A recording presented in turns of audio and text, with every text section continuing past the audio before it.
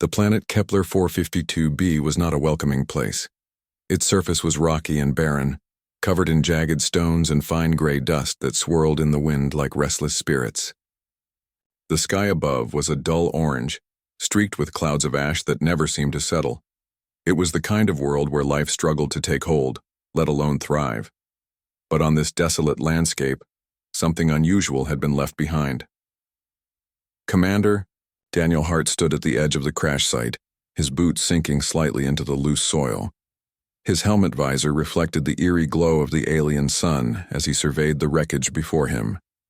Pieces of twisted metal lay scattered across the ground, some still smoking from the impact. A faint hum filled the air, the last dying breath of what had once been a highly advanced spacecraft.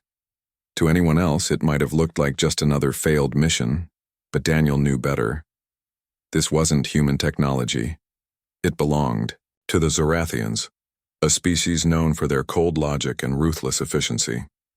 "Daniel," came a voice over his earpiece. It was Dr. Laura Bennett, the team's lead scientist. "Are you seeing this?" "I'm seeing it," Daniel replied, his tone calm but edged with tension. "Looks like we weren't the first ones here." Laura stepped closer, her movements cautious as she scanned the area with her handheld device. She was shorter than Daniel, with curly brown hair tucked under her helmet and sharp green eyes that missed nothing. Her suit, like everyone else's, was designed to withstand the harsh conditions of Kepler 452b, but even the best equipment couldn't fully shield them from the oppressive atmosphere. Still, she pressed forward, driven by curiosity and duty. "There's no sign of survivors," she said after a moment, her voice tinged with disappointment. "Whoever was piloting this ship didn't make it." Daniel nodded, though he wasn't entirely convinced. Something about the scene felt off. For one thing, the crash didn't look accidental. The debris pattern suggested the ship had been deliberately abandoned, its occupants evacuating in haste. But why? And where had they gone? Before he could voice his thoughts, a soft sound caught his attention. It was faint, almost imperceptible beneath the howling wind, but unmistakably alive. He turned sharply, his hand instinctively moving toward the weapon strapped to his side. Beside him, Laura froze, her eyes widening as she followed his gaze. There, huddled near the largest piece of wreckage, was a small figure. At first glance, it looked like a child, no taller than a toddler, but its appearance was anything but human. Its skin shimmered with iridescent blue scales that reflected the dim light, and its oversized eyes glowed faintly, giving it an otherworldly quality. Thin arms wrapped tightly around its knees, and its body trembled, as if trying to disappear into itself. "Is that—" Laura began, her voice trailing off in disbelief. "A kid?" Daniel finished for her, lowering his weapon. "Looks like it." They exchanged a glance, both unsure of what to do next. Approaching an unknown alien, especially one so young, was risky. But leaving it there wasn't an option either. Slowly, Laura took a step forward, her hands raised to show she meant no harm. "It's okay," she said softly, though she doubted the creature could understand her. "We're not going to hurt you." The child flinched at the sound of her voice, pressing itself further against the wreckage. Its glowing eyes darted nervously between Laura and Daniel, searching for any sign of threat. Despite its obvious fear, there was something heartbreaking about the way it clung to the remnants of its ship, as if hoping someone would come back for it. Daniel joined Laura, keeping his distance but close enough to intervene if needed. "Do you think it's Zorathian?" he asked quietly. She shook her head. "I don't know. It doesn't look like any Zorathian I've ever seen in the records. They're usually much larger, more humanoid. This is different." As they watched, the child shifted slightly, revealing a small device clutched in its tiny hand. It was damaged, sparking weakly as if it had been crushed during the crash. Whatever it was, it clearly held some importance to the child, who refused to let go of it despite its ruined state. "We need to get it out of here," Laura said finally, her resolve firm. "It won't survive long in these conditions." Daniel hesitated, weighing the risks. Bringing an alien aboard their ship was a massive gamble, especially when they had no idea what it was capable of. But looking at the fragile figure before them, he couldn't bring himself to walk away. "All right," he said at last. "But we move carefully." Laura nodded and knelt down, extending her hand slowly. The child stared at her, its chest rising and falling rapidly with each labored breath. For a moment, it seemed like it might bolt, or worse, lash out. But then, with a tentative motion, it reached out and placed its tiny hand in hers. The touch was surprisingly warm, almost comforting. Laura smiled gently, trying to convey reassurance through her expression. "It's okay," she repeated. "You're safe now." Behind her, Daniel exhaled a breath he hadn't realized he'd been holding. Carefully, Laura guided the child to its feet, wrapping it in a thermal blanket she'd brought from the ship. The child didn't resist, though its wide eyes continued to dart around anxiously, as if expecting danger at any moment. As they made their way back to the Odyssey, the rest of the crew gathered to watch. Some looked curious, others wary, but all were silent as Laura carried the child aboard. Once inside, she set it down on a makeshift cot, checking its vitals while Daniel briefed the team. "We don't know what we're dealing with yet," he warned, his tone serious. "Stay alert and report anything unusual." No one argued. They had trained for countless scenarios during their mission, but none of them had prepared for this. A helpless alien child abandoned by its own kind. Hours passed as the crew worked to stabilize the child and gather information about its origins. Scans revealed that it was biologically similar to humans in some ways, but vastly different in others. Its metabolism was incredibly slow, allowing it to survive without food or water for extended periods. Its brain activity, however, was off, the charts suggesting intelligence far beyond its apparent age. Meanwhile, the child remained eerily quiet, observing everything with those luminous eyes. When Laura offered it water, it accepted cautiously, sipping the liquid with obvious relief. When she tried to speak to it, it tilted its head curiously, mimicking her gestures but offering no response. By the time night fell over Kepler 452b, casting long shadows across the barren landscape, the decision had been made. They would take the child with them when they left the planet. Whether it was Zarathian or something else entirely, it deserved a chance at survival, and perhaps a chance to find answers about its past. As Laura tucked the blanket more securely around the child, she noticed something unexpected. Beneath the fear and confusion, there was a flicker of trust, a fragile connection forming between two vastly different beings. In that moment, she realized that this mission had changed them all. They weren't just explorers anymore. They were protectors. And maybe, just maybe, they were exactly what this lost little alien needed. The journey back to Earth was long, and the alien child, nicknamed Kale by Dr. Laura Bennett, became the center of attention aboard the Odyssey. The crew had grown curious about him, though their feelings were mixed. Some saw him as a fascinating discovery, while others remained cautious, unsure of what he might be capable of. Despite the uncertainty, no one could deny that Kale was unlike anything they had encountered before. Kale spent most of his time in the ship's medical bay, where Laura kept a close eye on him. She had set up a small area with soft blankets and pillows, trying to make it as comfortable as possible for the young alien. At first, Kale stayed quiet, rarely moving unless someone approached him. His large glowing eyes followed every movement, taking in everything around him with an intensity that made some of the crew uneasy. But over time, he began to relax, especially when Laura or Commander Daniel Hart was nearby. Laura noticed early on that Kale seemed drawn to human voices. Whenever she spoke, even if it was just to herself, he would tilt his head and watch her lips carefully, as if trying to understand. It wasn't clear whether he recognized words or simply responded to the tone, but it gave Laura an idea. She started talking to him more often, using simple phrases like, "Hello," "Good morning," and "It's okay." To her surprise, Kale began mimicking her sounds after a few days, repeating them softly in his own melodic voice. "He's learning," Laura said one evening as she sat beside Kale, holding up a cup of water. "See this?" "Water." "Water," Kale echoed hesitantly, his pronunciation rough but recognizable. Daniel, standing nearby, raised an eyebrow. "You think he understands what it means?" "I'm not sure yet," Laura admitted. "But repetition is key. If we keep at it, maybe he'll start picking things up faster."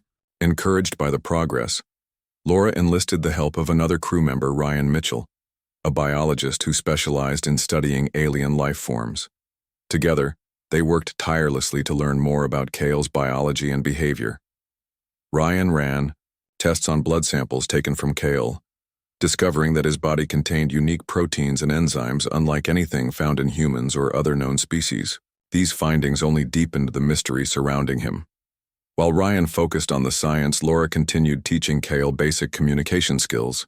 She introduced him to objects like books, toys, and tools, naming each item clearly and patiently, waiting for him to repeat the words. Kyle's vocabulary grew slowly but steadily, and soon he could identify several items by sight and sound. He also developed a fondness for drawing, using crayons and paper provided by the crew to create colorful pictures of shapes and patterns.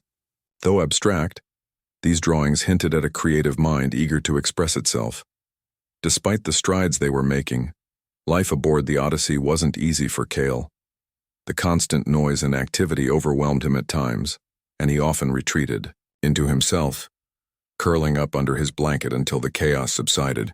Laura tried to shield him from unnecessary stress, but there were moments when tensions ran high among the crew, especially during discussions about what to do with Kale once they reached Earth.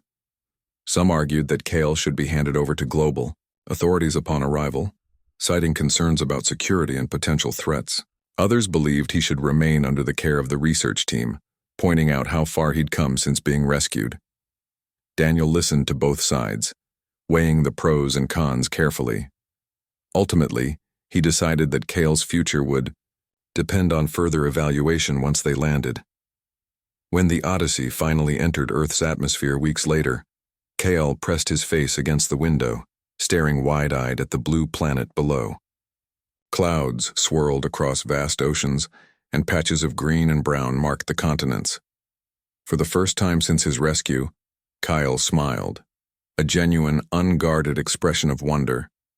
The landing was smooth, and within hours, the crew disembarked at the Global Research Institute, a sprawling facility equipped to handle extraterrestrial studies. News of Kale's arrival spread quickly, sparking debates worldwide. Protesters gathered outside the institute, holding signs with slogans ranging from "Protect our planet" to "Welcome the stranger." Inside, Kale became the subject of intense scrutiny, with scientists and officials clamoring for access to him. Amid the chaos, Laura and Ryan fought to maintain a sense of normalcy for Kale. They moved him to a private room decorated with bright colors and familiar objects from the ship, hoping to ease his transition. Emily Dawson, a linguist assigned to study Kale's language development, joined their efforts, working closely with Laura to expand his vocabulary. Under their guidance, Kale learned to say thank you, please, and friend, words that carried profound meaning given his circumstances. But not everyone treated Kale kindly. During one particularly tense meeting, a government official demanded that Kale undergo invasive testing to determine his full capabilities. "We can't afford to take chances," the man insisted. "If he poses a threat, we need to know now." Laura stood firm, her voice steady despite her anger. "He's a child, not a weapon. Whatever his abilities are, they're not inherently dangerous. We've seen no evidence of hostility." The argument ended inconclusively, leaving the decision unresolved. That night, Laura found Kale sitting cross-legged on his bed, staring at the wall. His glowing marks, which had dimmed significantly since his rescue, pulsed faintly as if reacting to his emotions. "You okay?" Laura asked gently, sitting beside him. Kale looked at her, his expression unreadable. After a pause, he pointed to the window where stars twinkled faintly in the distance. "Home?" he asked quietly. Laura's heart sank. She didn't know how to answer. Kyle's origins remained a mystery, and without more information, there was no way to reunite him with his people if they even existed anymore. Instead, she placed a reassuring hand on his shoulder. "You're safe here, Kale. We'll figure things out together. Though comforting, her words couldn't erase the sadness in Cale's eyes. He nodded silently, accepting her promise even, as doubt lingered in his gaze. As weeks turned into months, Cale adapted to his new surroundings, growing stronger and more confident with each passing day. He formed bonds with Laura, Ryan, and Emily, trusting them implicitly despite the challenges they faced. Yet beneath his progress lay a deeper question, one that neither science nor compassion could fully answer. Where did Cale truly belong, or... Now, he had found refuge among humans, a species willing to embrace him despite their differences.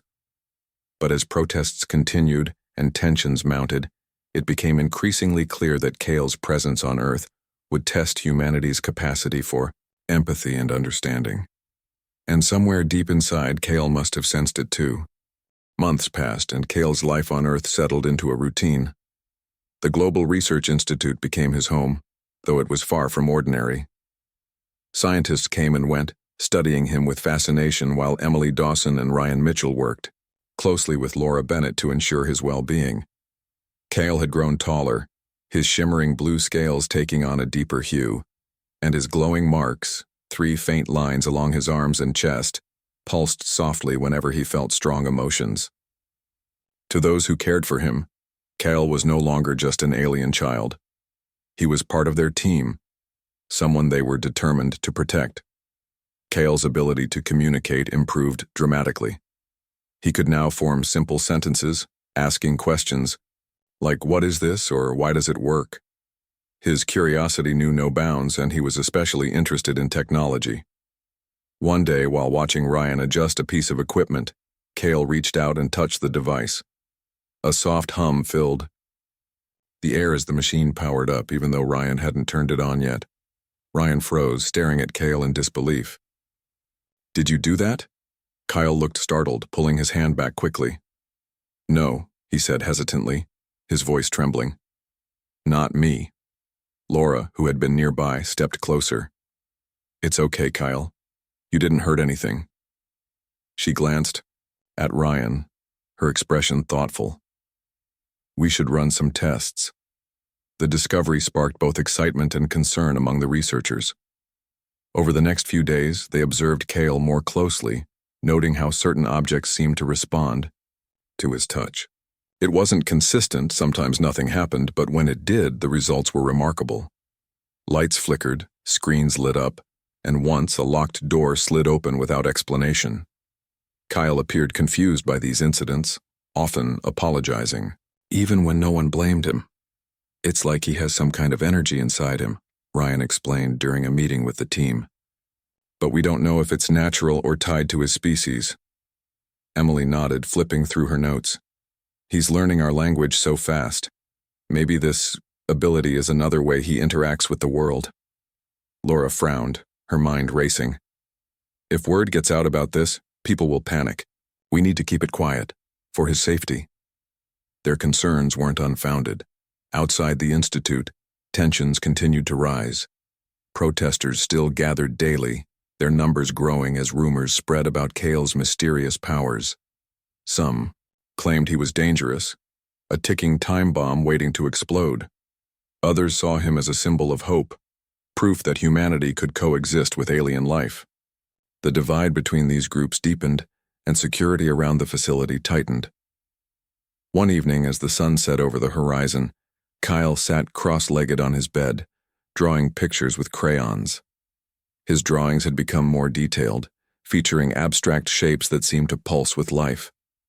Laura entered the room quietly, sitting beside him. "What are you working on today?"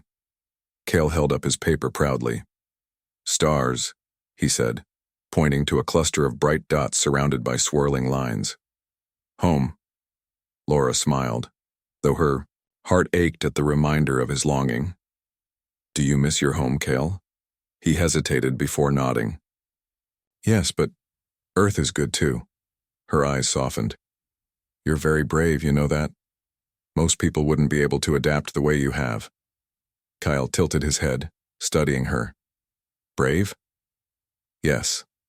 Brave means being strong, even when things are hard. Brave." he repeated slowly, as if testing the word. Then he smiled, his glowing marks brightening slightly. Despite moments like these, danger loomed just beyond the walls of the Institute. Late one night, alarms blared throughout the building, startling everyone awake. Laura rushed to Cale's room, finding him wide-eyed and clutching his blanket. "Stay here," she told him firmly. "I'll be right back." She joined Daniel and Ryan in the main hallway, where guards were already responding to the breach. Through the windows, they could see figures dressed in dark clothing scaling the outer walls, their faces obscured by masks. These were anti-alien extremists, determined to capture or harm Cale. "We can't let them get to him," Daniel said grimly, gripping his weapon. As chaos erupted outside, Cale's room became the focal point of the attack. The intruders broke through a side entrance, moving swiftly toward the private quarters. Laura and Ryan barricaded the door, their hearts pounding as footsteps echoed closer. Inside, Cale crouched on his bed, his glowing marks pulsing rapidly. "It's going to be okay," Laura whispered, though she wasn't sure she believed it herself. Suddenly the door burst open and 3 masked figures stormed in. Laura stepped forward, shielding Cale with her body. "Leave him alone," she shouted. One of the intruders raised a device, aiming it directly at Cale. Before anyone could react, Cale let out a piercing scream. The sound reverberated through the room, shaking the walls and sending a wave of energy rippling outward. For a brief moment, everything seemed to freeze. The intruders, mid-motion, their weapons suspended in mid-air. Even the lights flickered and dimmed, casting an eerie glow over the scene. When the energy subsided, the intruders collapsed to the floor, unconscious but alive. Laura stared at Cale in shock, her breath catching in her throat.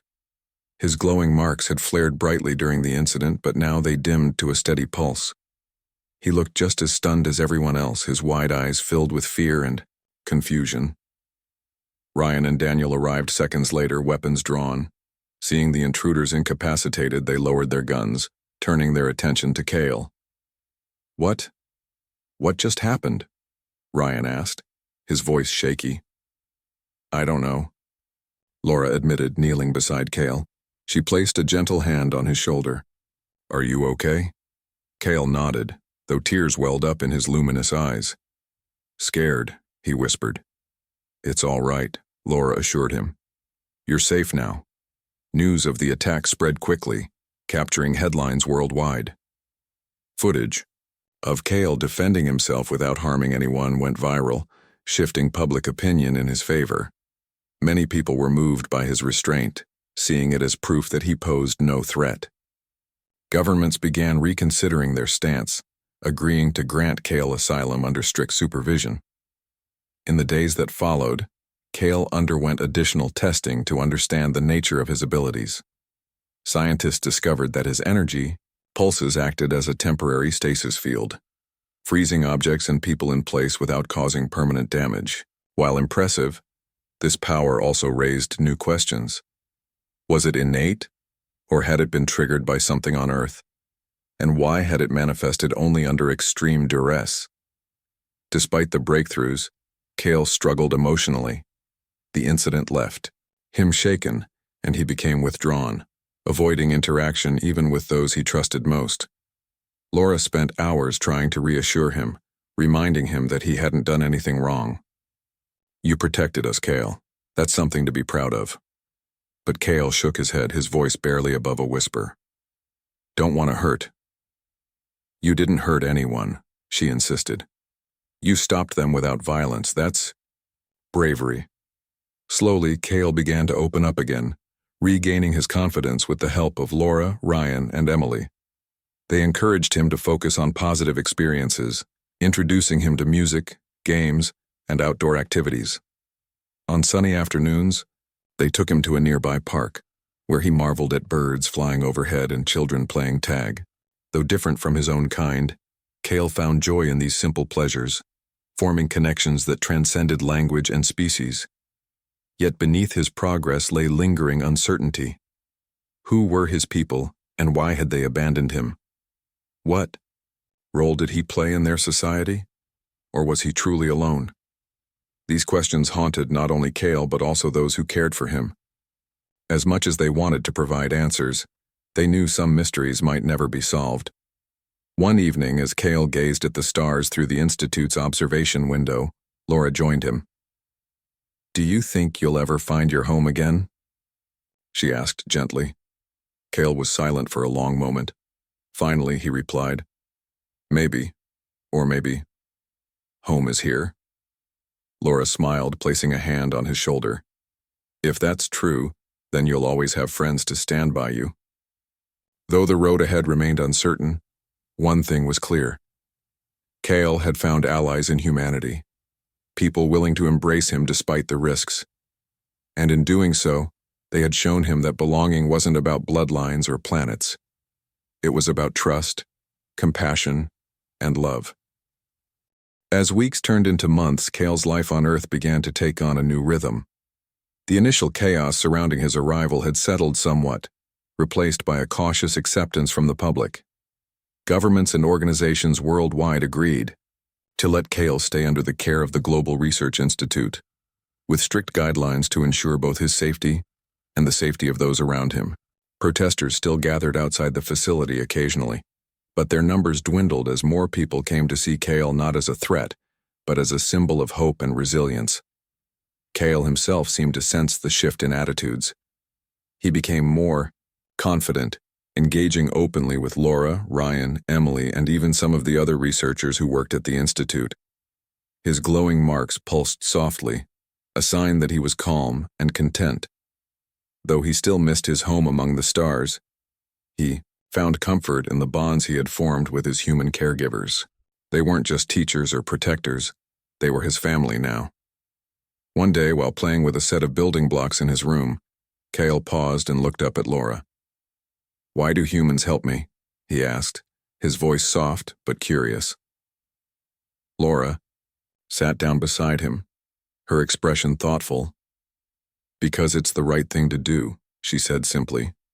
"When someone is in need, whether they're human or alien, we try to help them. That's what makes us, well, good people." Kyle tilted his head, considering her words. "Good people," he repeated slowly, testing the phrase. Then he smiled faintly, as if understanding something important for the first time. Emily, who had been observing quietly from the doorway, stepped inside. "You know, Cale, you've taught us a lot too, about patience, trust, and how to look beyond differences." Ryan nodded in agreement. "And don't forget bravery. You showed us all what it means to stand strong even when you're scared." Cale's cheeks flushed slightly, a rare display of shyness. "Not brave," he murmured, "just trying." "You're braver than you think," Laura assured him, ruffling his hair gently. "And we're proud of you." Though Cale's progress was heartening, questions about his origins lingered. The markings on his body continued to pulse faintly, especially during moments of stress or excitement. Ryan believed these might be connected to his species' biology, possibly serving as a form of communication or energy regulation. But without access to Zorathian technology, or any concrete information about Cale's people, they could only speculate. One evening, as Daniel reviewed surveillance footage from the night of the attack, he noticed something unusual. In the brief moment when Kyle unleashed his energy pulse, the cameras captured a faint pattern radiating outward from his chest. It resembled a map of sorts, with lines forming shapes that looked eerily familiar. Daniel brought the discovery to Laura and Ryan, who immediately recognized its significance. "That looks like a star chart," Ryan said, pointing to the screen. "Could it be coordinates?" "If it is, it might lead us to where Cale came from," Laura added, her voice tinged with excitement. "But decoding it won't be easy." They decided to involve Emily, whose expertise in linguistics extended to deciphering symbols and patterns. Together, the team spent hours analyzing the image, cross-referencing it with known star systems. After days of painstaking work, they identified a cluster of stars matching the pattern, a region deep in uncharted space. "This could be his home," Emily said, her eyes shining with awe. "Or at least close to it." The revelation sparked mixed emotions among the group. On one hand, they were thrilled to have a potential lead. On the other, they knew reaching out to Kale's people, if they still existed, was fraught with risks. What if they rejected him again? Or worse, saw humanity's involvement as interference? When they finally told Kale about the discovery, his reaction was bittersweet. He stared at the star chart projected on the wall, his glowing marks flickering faintly. "Home?" he asked, his voice trembling. "It might be," Laura replied gently. "Would you want to go back?" Kyle hesitated, his gaze shifting between the chart and the faces of those around him. For a long moment, he didn't speak. Then, in a voice barely above a whisper, he said, "Not sure." His uncertainty mirrored their own. While finding Kale's people would answer many questions, it also meant letting him go, and none of them were ready for that. Over the next few days, they debated the best course of action, weighing the pros and cons carefully. In the end, Daniel made a decision. "We'll send a message," he announced during a meeting. "A simple transmission, letting whoever's out there know that Kale is safe. If they respond, we'll take it from there." The team agreed, crafting a message that emphasized peace and goodwill. Using advanced communication technology, they broadcast the signal toward the star cluster, hoping it would reach its intended recipients. Days passed with no reply, and eventually life returned to normal, or as close to normal as it could be with an alien child living among them. Kyle seemed to accept the outcome, focusing instead on the present. He continued learning, growing stronger and more independent with each passing week. His vocabulary expanded, and he began expressing himself through art and music, creating pieces that resonated deeply with those who saw them. To everyone at the Institute, Kale wasn't just an alien anymore. He was a reminder of what humanity could achieve when it chose compassion over fear. One crisp autumn morning, as golden leaves swirled in the wind outside the Institute, Kyle stood beside Laura, gazing at the sky. "Stars are pretty," he said, pointing upward. "They are," Laura agreed, smiling. "Do you still miss them?" Kyle thought for a moment before nodding. "Yes, but Earth is pretty too." Laura placed a hand on his shoulder, her eyes misty but warm. "You know, sometimes home isn't just a place. Sometimes it's the people who care about you." Kyle looked up at her, his luminous eyes filled with gratitude. "Home is here," he said softly, his glowing marks pulsing steadily. "With friends." For the first time since his rescue, Kyle truly felt like he belonged. Though his future remained uncertain, he knew one thing for sure: he wasn't alone anymore. And perhaps that was enough. Life at the Global Research Institute continued in a rhythm that felt almost normal, though nothing about Kale's presence was ordinary. The alien child had become an integral part of the team, his days filled with learning, exploration, and moments of quiet reflection. He still spent hours gazing at the stars through the Institute's observation window, but now he did so with a sense of peace rather than longing. The bond he shared with Laura, Ryan, Emily, and even Commander Daniel Hart had grown stronger, proving that connection didn't require shared origins or languages. It only required trust. Kyle's abilities remained a topic of fascination for the researchers. His glowing marks, which pulsed softly most of the time, occasionally flared brighter during moments of intense emotion. These bursts of energy were unpredictable, sometimes causing lights to flicker or objects to move slightly. Though harmless, they served as a reminder of how little was truly understood about him. Ryan often joked that studying Kyle was like trying to solve a puzzle with half the pieces missing, but there was no frustration in his tone, only wonder.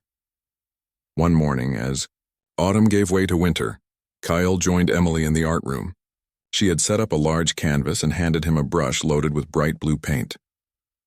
"Let's try something new today," she suggested. "Paint what you feel." Kyle tilted his head, considering her words.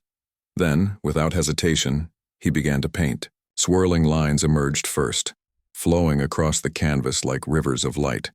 Shapes followed: stars, circles, and abstract forms that seemed to pulse with life.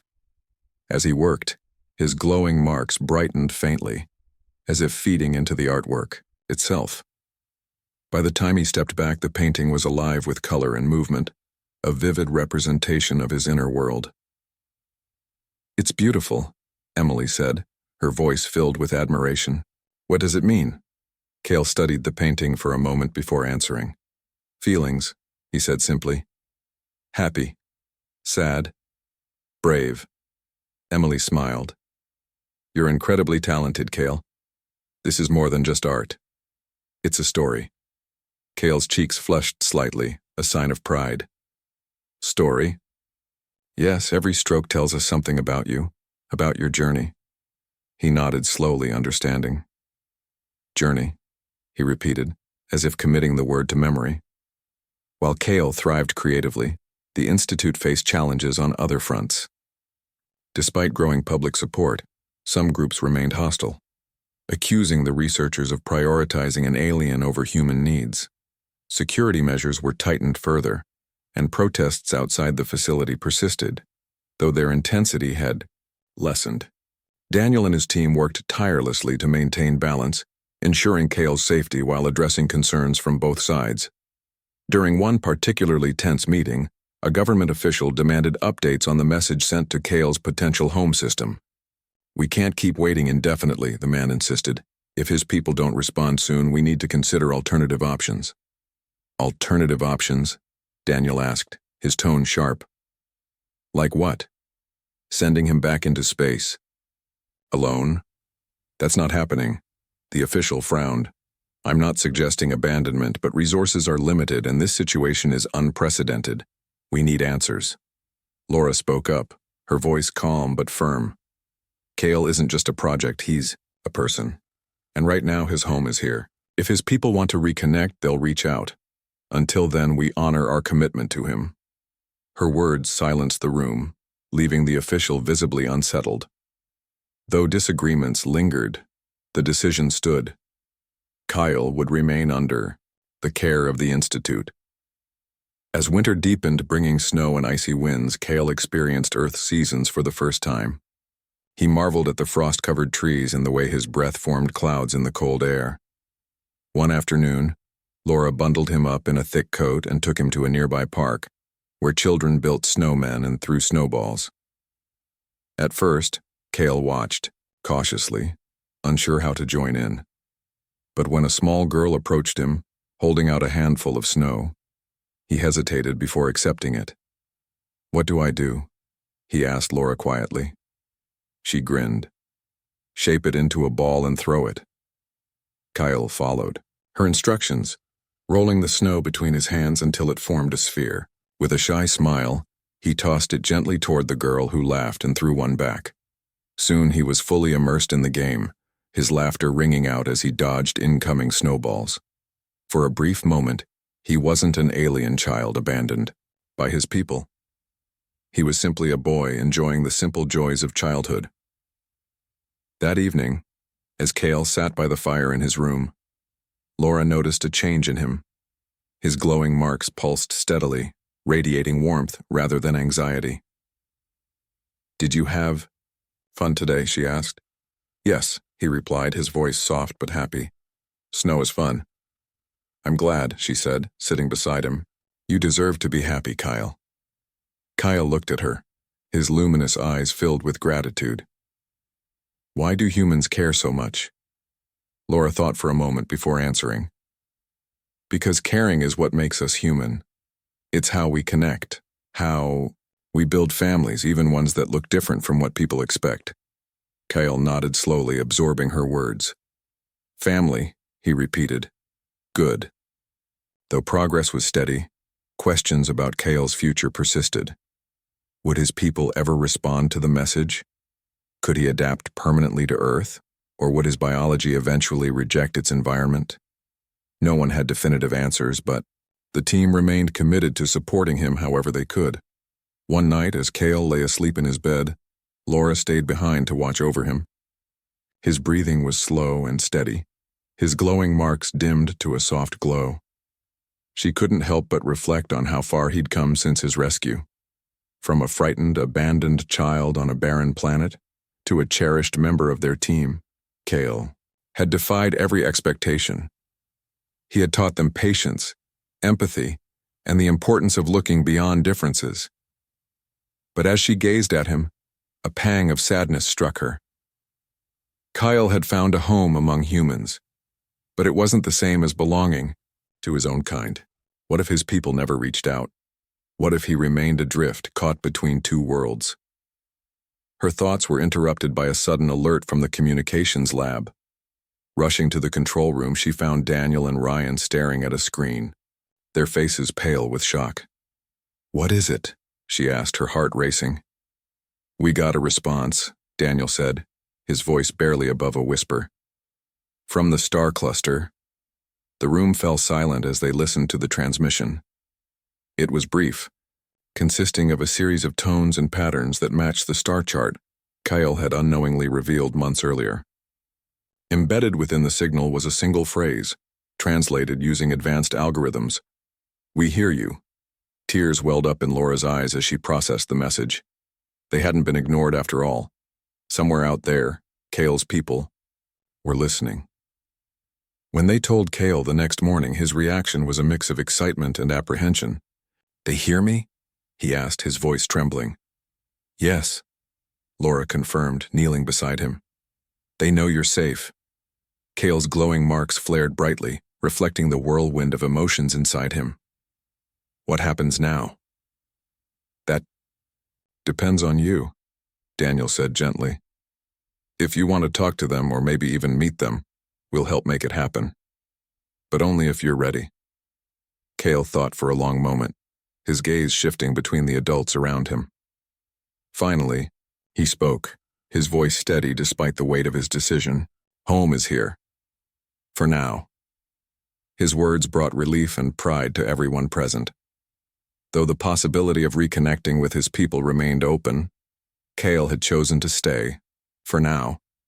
And in doing so, he had reaffirmed the bond he shared with those who had taken him in. As the days passed, life returned to its familiar rhythm. Kyle continued painting, playing, and exploring, his spirit undimmed by uncertainty. The researchers worked tirelessly to decode the transmission, hoping to establish meaningful contact with his people. But for the first time in months, the urgency faded, replaced by a quiet confidence that whatever happened next, they would face it together. In the end, Kale's journey wasn't just about finding answers. It was about discovering family, friendship, and the courage to embrace a new beginning. And though the stars still called to him, he knew he wasn't alone anymore.